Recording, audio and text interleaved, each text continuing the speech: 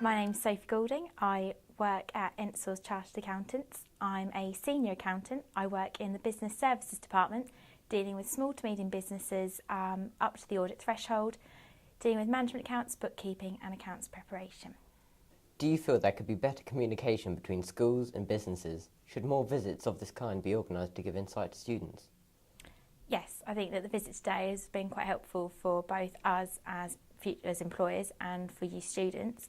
If you don't see, when you're making decisions, the options that you've got, then it's hard to make an informed decision on what you want to do when you're older. This way you get to see everyone come out and see the actual work environment and get a real feel for what we do. What standard of GCSEs would you look for in advance for employing somebody? As accountants, obviously it's helpful if you've got some numeracy skills, but we wouldn't be looking exactly for a maths A level.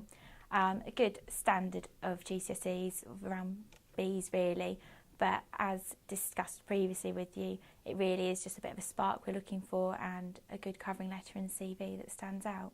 So how important is somebody's personality?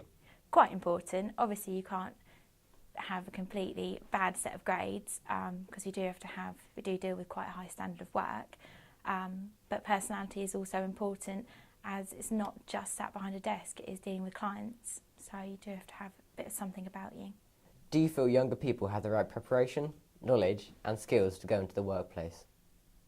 Sometimes yes, but there are a lot of people who come out without any common sense and with no real people skills, so they don't know how to talk to people, they don't know how to deal with people in a formal manner, sort of, the normal formalities of shaking hands and introducing yourself. Sometimes people don't know.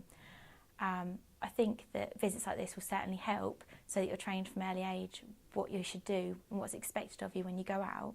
But yeah, I think there could certainly be an improvement.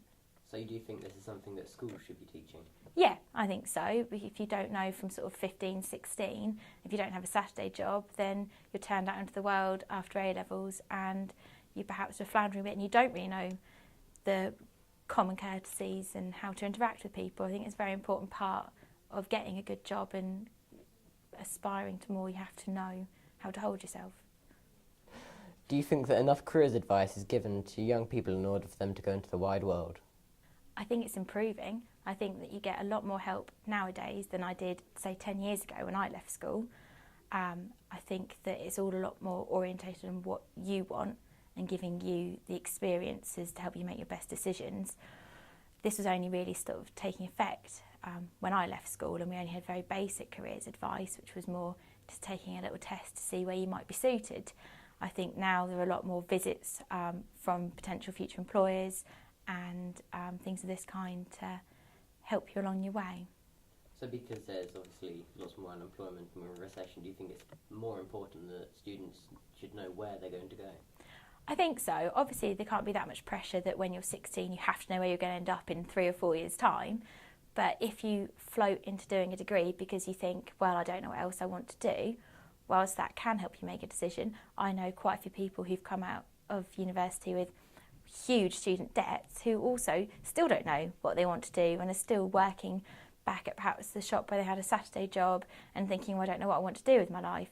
So I think that the more help you can get now, while you sort of have all these options available to you, then you won't be out of job as a graduate with massive student debts and nothing to show for it. What do you think about the changes to the GCSE system? I think that in some ways it's a good thing, as at the minute you can, like with your ASs and A2s, you can keep resitting them to get the grade that you want, which obviously isn't ideal and it's not a true reflection of what you can perhaps do. So to have a big exam at the end of 2 years is perhaps more a fair reflection, but it also does put a lot more pressure on students at a time when people feel that they might have more pressures than ever, and to do 2 years and then have to remember it all at the end of it is quite a big ask. So I think that you'd have to have the relevant support along the way to make sure that it is a true reflection of what you can do and that you've got students who perhaps do better with coursework, and obviously that wouldn't be an option anymore and they might suffer quite greatly through the change, so it'd have to make sure that people had the relevant support. When you yourself were in education, did you feel prepared to leave? I think that I was perhaps one of the ones who floated a bit more into doing what I needed to do, and it was by pure chance really that I got the opportunity here. It came at the right time. When I left, I did go to uni, do a year of a biology course, but I don't know what I'd have done at the end of it. So things have worked out all right. So no, I didn't really know. Did you know what you wanted to do? No, I didn't know at all. I just thought that I quite like doing biology, and I thought, well, I'll go do a degree in it and see what happens at the end. But really, that's not perhaps the best idea.